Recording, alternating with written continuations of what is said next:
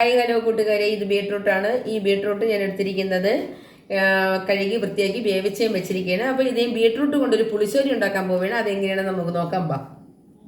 അപ്പോൾ കൂട്ടുകാരെ, ഞാൻ ബീട്രൂട്ട് നന്നായിട്ട് അരച്ച് പേസ്റ്റ് കണക്കാക്കി എടുത്തിട്ടുണ്ട്. അപ്പോഴിനി നമുക്ക് പുളിശ്ശേരി വയ്ക്കാം. ഹായ് ഹലോ കൂട്ടുകാരെ, എൻ്റെ ബീട്രൂട്ട് പുളിശ്ശേരിയാണ്. തൈരൊക്കെ ചേർത്ത് അരപ്പ് എല്ലാം ചേർത്തിട്ടുണ്ട്. അപ്പോൾ സാധാ നമ്മൾ പുളിശ്ശേരിക്ക് ഇറങ്ങിയ അരപ്പാണ്. തേങ്ങ, മഞ്ഞൾപ്പൊടി, ജീരകം. ഇനി കടുക് വറുക്കുന്നതിൽ വെളുത്തുള്ളി, വറ്റൽമുളക്, ചെറിയ ഉള്ളി, അങ്ങനെ കടുക് വറുത്തെടുക്കും. എന്നിട്ട് നമുക്ക് പുളിശ്ശേരി ചൂടാക്കി അതിലേക്ക് കടുക് വറുത്ത് നമുക്ക് ചേർക്കാം. ഹായ് ഹലോ കൂട്ടുകാരെ, ഞാൻ പുളിശ്ശേരി വയ്ക്കാനായിട്ട് ഒരു പാത്രം എടുത്തിട്ടുണ്ട്. അപ്പോൾ നമുക്ക് ഗ്യാസ് കത്തിക്കാം. ബീട്രൂട്ട് പുളിശ്ശേരിയാണ് ഞാൻ ഉണ്ടാക്കുന്നത്. നമുക്ക് കുറച്ച് എണ്ണ അതിലേക്ക് ഒഴിക്കാം കടുക് വറുക്കാനായിട്ട്. നമുക്കതിലേക്ക് കടുക് ഇട്ട് കൊടുക്കാം. വറ്റൽമുളക്, ചെറിയ ഉള്ളി അതിട്ട് കൊടുക്കാം.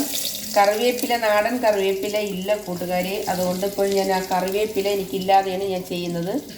കടുക് വറുക്കുന്ന ചെറിയ ഉള്ളിയിൽ കൂടി ശകലം വെളുത്തുള്ളി കൂടി ഞാൻ അരിഞ്ഞിട്ടിട്ടുണ്ട്. വെള്ളരിക്ക, പച്ചമുളക് അതിട്ടൊന്ന് നമുക്കൊന്ന്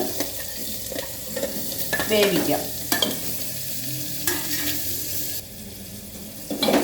ഇപ്പോൾ എൻ്റെ വെള്ളരി ഇതുപോലെ ആയിട്ടുണ്ട്. അപ്പോൾ അതിലേക്ക് നമുക്ക്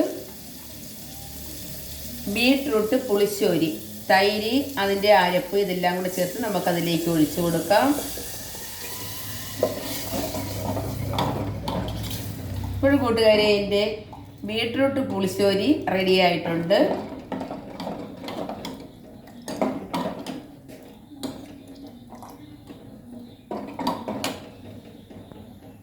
അപ്പോൾ കൂട്ടുകാരെ, എൻ്റെ ബീട്രൂട്ട് പുളിശ്ശേരി റെഡി ആയിട്ടുണ്ട്. അപ്പോൾ അതിൻ്റെ പച്ചമണമെല്ലാം മാറി നന്നായി ചൂടാക്കി റെഡിയാക്കിയിട്ടുണ്ട്. തിളയ്ക്കാൻ പാടില്ല.